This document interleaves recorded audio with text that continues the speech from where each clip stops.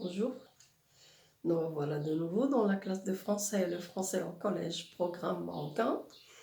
Alors aujourd'hui, une leçon de soutien. Rappelez-vous, on a vu les expressions de temps, on a vu la simultanéité, l'antériorité, et aujourd'hui on va voir la postériorité.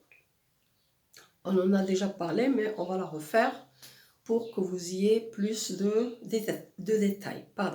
Et pour distinguer entre l'antériorité et la postériorité. Alors, qu'est-ce que la postériorité dans le temps? La postériorité, c'est exprimer deux actions successives. Quand on dit successif, ça veut dire l'action 1 plus l'action 2. Donc, j'ai deux actions. L'action 1 et l'action 2. Alors, dans l'antériorité, rappelez-vous, lorsqu'on a étudié l'antériorité, on a vu que j'emploie l'expression de temps, plus le verbe de l'action 1, plus le verbe de l'action 2. C'était le schéma de la phrase. Maintenant, pour la postériorité, c'est l'inverse. Alors, la phrase, on a l'expression plus action 2 plus action 1. C'est tout à fait l'inverse.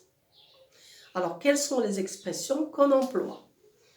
Alors, on a d'abord avec le même sujet. Quand les deux actions sont faites par un seul sujet, le même sujet qui fait deux actions. Par exemple, je lis le texte, puis je le résume. C'est moi qui lis et c'est moi qui résume le texte. J'ai un seul sujet. J'ai l'action 1 de lire et l'action 2 de résumer le texte. Donc, je vais employer l'expression avant 2. Et je vais dire, je respecte le schéma de la phrase, avant de résumer le texte, l'action 2, je le lis. Avant de résumer le texte, je le lis. Le même sujet. On peut avoir deux sujets différents.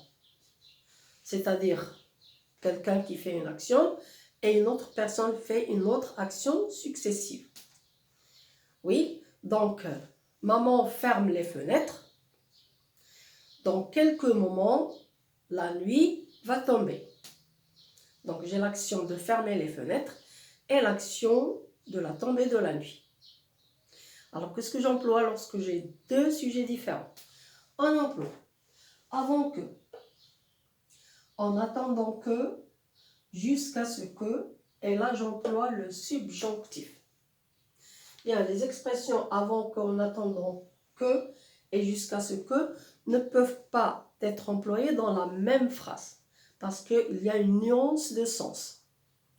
Dans l'exemple, par exemple, de maman ferme la fenêtre, tout à l'heure la nuit va tomber, je vais dire maman ferme la fenêtre, c'est l'action 1, avant que la nuit tombe, action 2.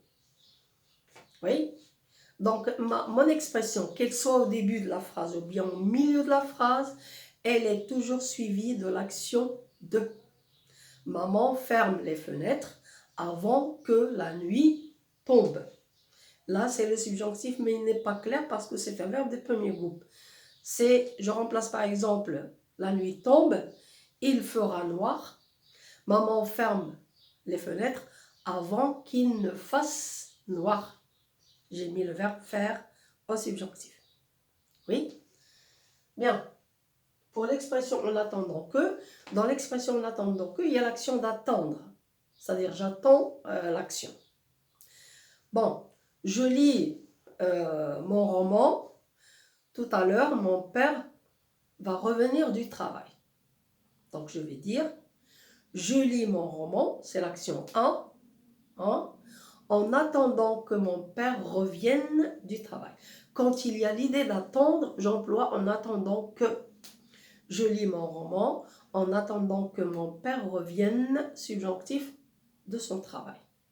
Et je peux dire, en attendant que mon père revienne de son travail, je lis mon roman. Donc le déplacement de la subordonnée, il est libre dans la phrase complexe. Jusqu'à ce que. Oui. Alors, jusqu'à ce qu'il y ait l'idée de répétition, si vous voulez. C'est l'action qui se répète. Il y a un effort dans l'action. Alors, quelqu'un dit, je te priverai des bonbons. Bon, ma fille, par exemple, elle est grosse et je lui dis, je vais te priver des bonbons. Tu dois perdre du poids. L'action 1, c'est priver de bonbons. L'action 2, c'est perdre le poids. Donc là, il y a la répétition et il y a, j'attends un résultat, si vous voulez. Donc je vais dire, tu seras privé des bonbons, je te priverai des bonbons jusqu'à ce que tu perdes du poids. J'espère qu'on a compris la différence entre les trois expressions. Et les trois expressions sont suivies du subjonctif. On peut employer aussi l'expression avant, en attendant, jusqu'à. Et là, il n'y a pas que. Et là, je mets le groupe nominal. Maman ferme les fenêtres avant la tombée de la nuit. J'ai nominalisé. Vous voyez? On peut mettre aussi l'expression en attendant le résultat de l'examen. Je patiente. Je patiente en attendant le résultat de l'examen. Et là, on a employé un groupe nominal. Alors, dans l'examen, qu'est-ce qu'on peut vous donner? On peut vous donner une phrase nominale et on vous dit remplacer le groupe nominal par une subordonnée de temps. Oui, par exemple, je patiente jusqu'au résultat. Oui, si je vous demande là de remplacer jusqu'au résultat par une subordonnée, qu'est-ce qu'on va dire? Oui, je patiente, je dois patienter jusqu'à ce que le résultat sorte. Jusqu'à ce que le résultat de mon examen soit déclaré, soit donné. Clair? Donc, c'est un exercice qu'on peut vous donner. Et on peut vous donner l'inverse. C'est-à-dire, on vous donne une subordonnée, on vous dit nominaliser la subordonnée de temps. Même chose.